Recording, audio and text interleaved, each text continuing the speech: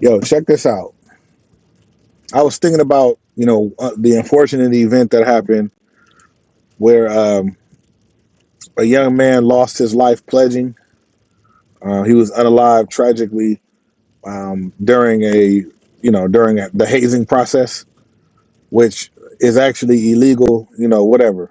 You know what I mean? It's it's illegal. It is what it is, right? Um, I have very close family members. My mother, um, grandpa, lots of family members that pledged.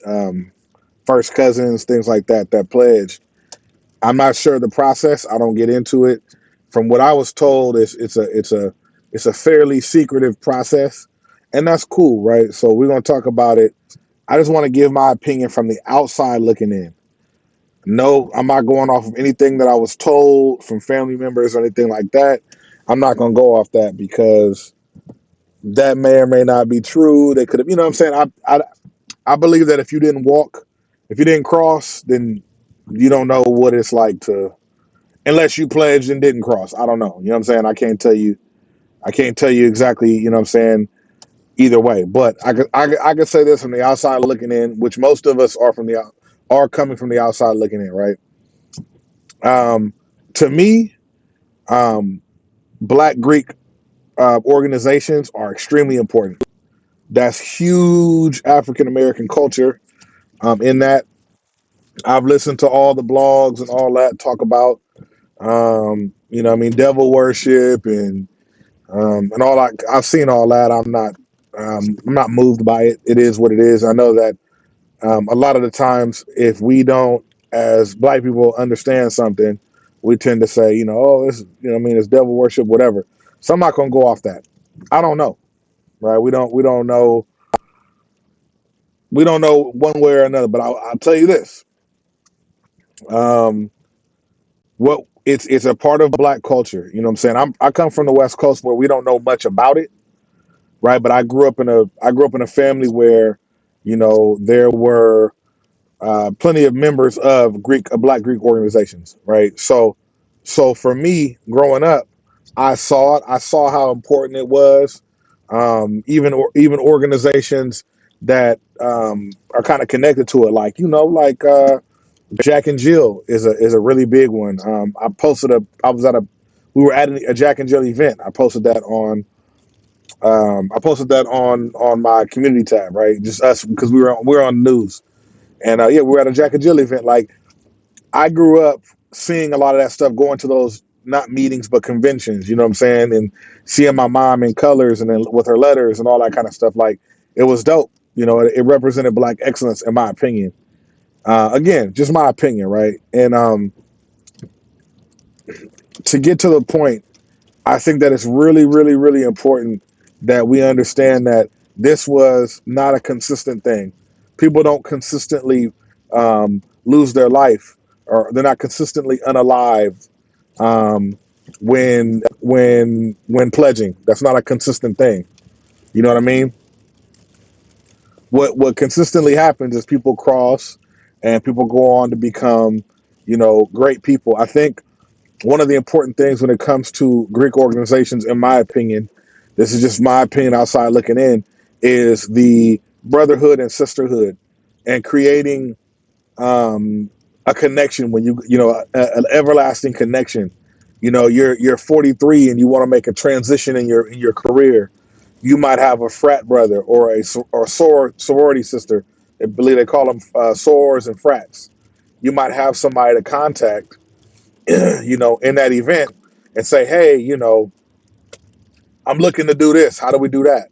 You know, and you go ahead and do that, or they're able to get you into a job. They're able to kind of put you in the right direction. That's a huge thing. And we need that. Every community needs it, but the Black community, we really need it. You know what I'm saying? And HBCUs, like, we need better fund. HBCUs need better funding. They need more funding. I understand.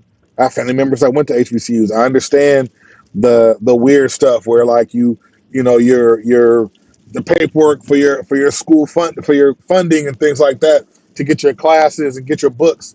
There's times where that doesn't go through as fast as you'd like it to.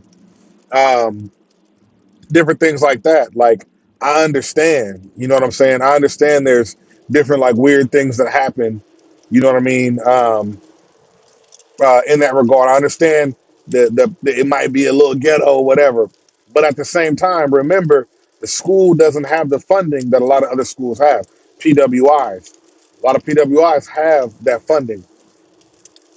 So again, and if you know, you know the terminology. If you know, you know. So again, if you have, everybody has their own opinion on it. The majority of the opinions that I hear are good. A lot of the times, what we do is we're we hit about 16 and we're doing great in school, and the colleges come and start prospecting and kind of looking at where to go. We take our talent or our knowledge, whatever, whether it be basketball or sports or whatever, and academic, and we go somewhere else because we think that other place is going to look more prestigious. But in reality, does it look more prestigious? I think right now in today's job market, not really. I say that to say I was told by an employer that they treat whether or not you could have went to a technical school or you could have went to you know a 4 year institute like a standard 4 year I mean schooling system, whether it be like a state university or whatever. If you go to a regular one as opposed to a trade school, they look at it the same. And in certain trades, they're looking for the trade. They're like, I get it, you were student union, whatever. Do you know how to do this? You know what I'm saying? But I think it's very important that we try to get our kids to kind of think about going to HBCUs and think, because that's where funding comes in. That's where funding comes in. When you pay to go to the school, which you're going to pay to go to wherever you go. If you go to um, LSU, you're going to pay to go to LSU. If you pay to go to FAMU, you're going to pay to go to FAMU. TSU, you're going to pay to go to TSU. So whatever school you go to, you're paying to go there. Your dues are being paid to go there, and that money goes into the school. That's what the school makes. So you're contributing to the economy if you pay to go to an HBCU, regardless. So I think what we have to focus on is trying to get our kids to see the positives. Also, right now, what they see is the negative. They see things like they hear about things like hazing, right? And hazing and stuff like that happens in a lot of different Greek organizations. It's not supposed to, but it happens. It's been proven. It's been discussed. If you Google it, it's happened. You'll see it periodically throughout the years. A fatal accidents where somebody is unalive. You know what I'm saying? Or um, somebody's badly hurt, and they end up having it. And I mean, there's so many times that they kick organizations off the campus. You can't pledge here. This organization is you know what I mean. You can't pledge here because of something that happened. Maybe there was a hazing incident where somebody maybe wasn't unalive, but maybe they got hurt real bad. You know, and the organization at the college decided or the university decided, hey, no more, none of that over here. So it's a big deal, man. You know what I mean? But I kind of it's if we can remember, we're like all of the organizations are not doing it. Every organization's not doing it. Every chapter is not doing it. Every college is not doing it. You know what I mean? It's not everybody doing it. Is it common? That's another thing. I don't know. I don't know. I don't know. Have not crossed the burning sands, or whatever the terminology is. So I don't know, but I can tell you that we have to, even if we're not joining organizations, tell your kids about HBCUs. I mean, if you got young black kids, just tell them about HBCUs. It's what I mean. It's something cool to talk about. It's something that I'm not going to say each one is started by us, but I'll say it represents our history. It puts money back in. We can control kind of the curriculum there in a sense. You know what I mean? I think it's a big deal. And I've always, because I grew up, like I said, I grew up in a family where lots of people went to HBCUs. My grandma had no choice. That was the only option she had. That was it. when my mom was born, when my mom was a little kid, she that's before schools were integrated. She got bused to uh, integrated schools. When I would say I would say maybe middle school, but it might have been when that happened. You know what I mean?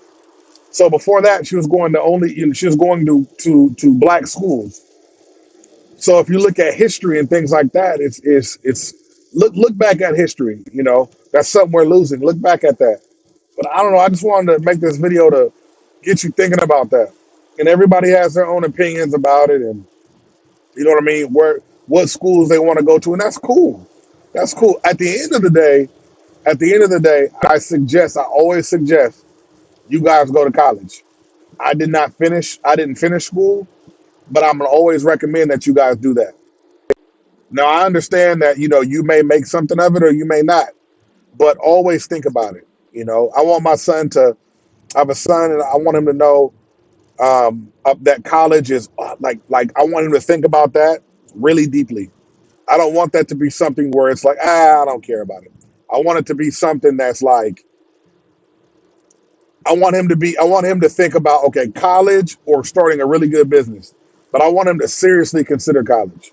I can't make him do anything, and I know that as the generation goes, they're less and less like college focused because they're able to make money a lot more these days without it. And a lot of companies, I'm gonna be real, a lot of companies don't care about that.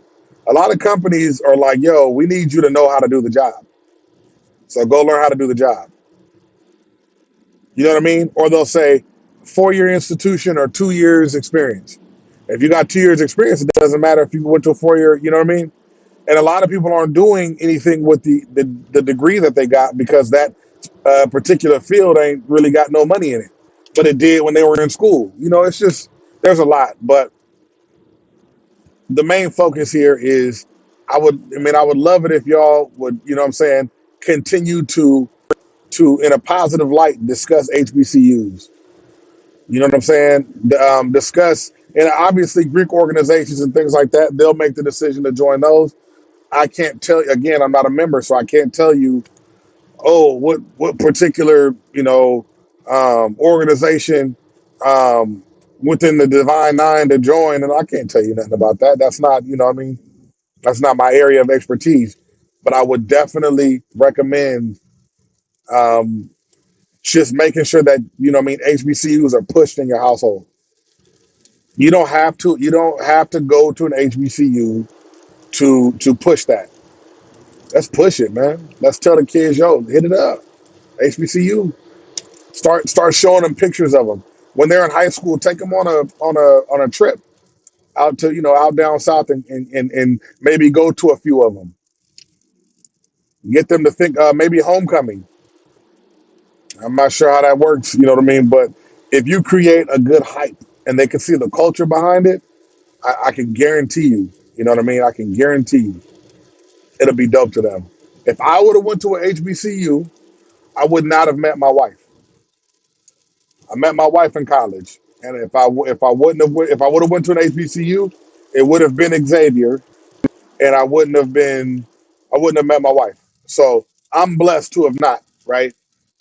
But at the same time, your kids might be blessed to have met, depending on if they go to a, you know what I mean, all boys or all men or all women institution. But that's neither here nor there. But there's a chance that your children will meet the love of their life, where they go. So again, I just wanted to push that to y'all, man. I hope that this message finds you well. But get out there, man, and just let them know, hey, there's also this option. Why not? Do some research. Also, if you're not confident in that, right, you're not going to tell your kids about it. I understand that 100%. If you're not confident, hop on there and kind of look up institutions and look at the campus and look at all that stuff. When I was when Xavier was looking at me and I was looking at Xavier University, it was still getting like cleaned up after Katrina. Like it was still kind of part of it was still kind of knocked down. And again, that speaks to the lack of funding at that university. So, kind of consider that, and I don't know, maybe like I said, maybe think about that when you're considering where you want to go or where you want your kids to go.